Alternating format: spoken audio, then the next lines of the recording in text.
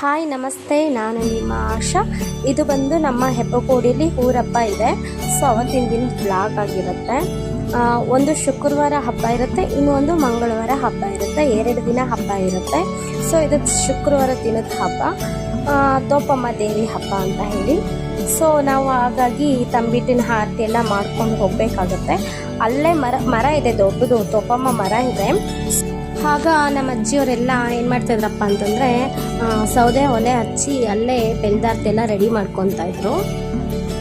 But ಇವಾಗೆಲ್ಲ ಅಲ್ಲಿ ಮಾಡೋದಿಲ್ಲ. ನೋಡಿದೆ ಪ್ಲೇಸು ಮನೆಯಲ್ಲೇ ಮಾಡಿಕೊಂಡು ಅದರಲ್ಲಿ ಇಟ್ಕೊಂಡು ತೊಗೊಂಡೋಗ್ತೀವಿ. ಸೊ ಅಲ್ಲಿ ಹೋಗಿ ಎಲ್ಲ ಜೋಡಿಸ್ಕೊಂಡು ದೇವಿಗೆ ನೋಡಿ ಈ ರೀತಿ ಎಲ್ಲ ಜೋಡಿಸ್ಕೊಂಡು ಅಲ್ಲಿ ದೇವರುಗಳಿದ್ದಾವೆ.